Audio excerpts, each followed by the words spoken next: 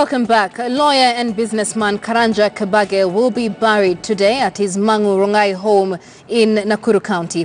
Kabage died of a cardiac arrest last week along the southern bypass near Kibera, Nairobi, as he drove towards Karen direction at about 10 p.m.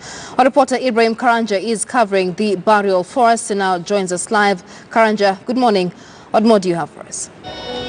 Well, good morning, Michelle. A somber mood has engulfed this particular village, Mangu, Rongai constituency in Nakuru County, as lawyer cum businessman Karanja Kabage is laid to rest today.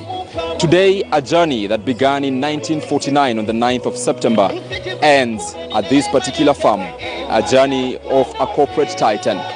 Karanja Kabage, mourned by many as a humble man who made his way in the business sector easily and made it to the top, will today be buried here. And amongst the guests that are expected to attend this particular send-off ceremony is President Uhuru Kenyatta, also Raila Odinga, that is the former Prime Minister, Deputy President William Ruto, and a host of other national leaders, political leaders, as well as leaders in the business sector. I am reliably informed by the family that over 5,000 mourners are expected to be here any time from now. Already they have started strolling in. People have already started taking their seats. And any time from now, the cortege will be arriving. It is already en route after leaving Lee Funeral Home early in the morning today. Now, Kabage died on Friday while he was driving home to Karen through that tragic cardiac arrest.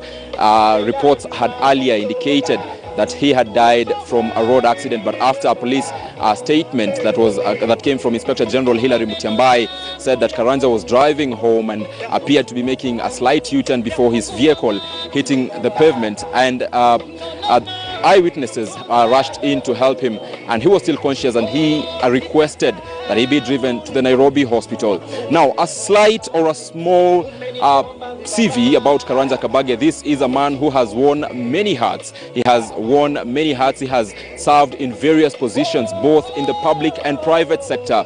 It is noted that he was the very first chairperson of the Communication Commissions of Kenya, now Communication Authority, that is in 1998, after having been appointed by President Daniel Toroitich Arap Moi to head that particular regulatory body. He also was a board member for the National Oil Corporation of Kenya. He was also a commissioner for the Energy Regulatory Commission.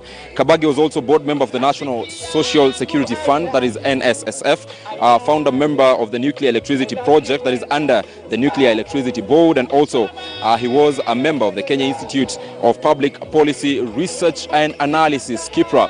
Kabage has also various positions he has held in the private sector, including being the first chairperson, or rather the chairperson for the Federation of Kenyan Employers, FKE. He was also the chairman of the Kenya Private Sector Alliance, that is KEPSHA, and also a board member of the East Africa Business Council. Aside from business, Karanja Kabage has held various political interests. He has had political interest in Nakuru County, starting way back in 2007 when he vied as Member of Parliament for Molo constituency.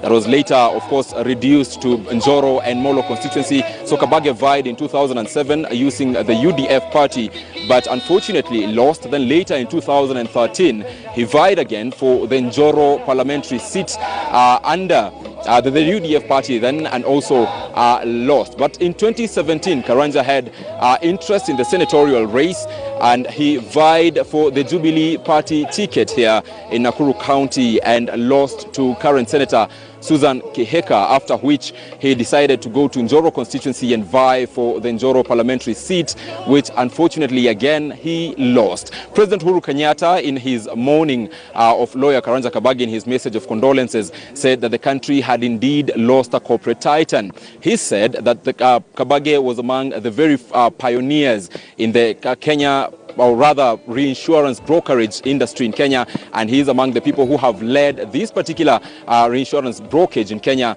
to the level where it is today. So Kabage will be remembered for the very many steps he has made in business. He leaves behind a wife and 3 children, and also a family, a number of brothers and sisters who are today expected to lay their kin to rest. It is quite a sad note.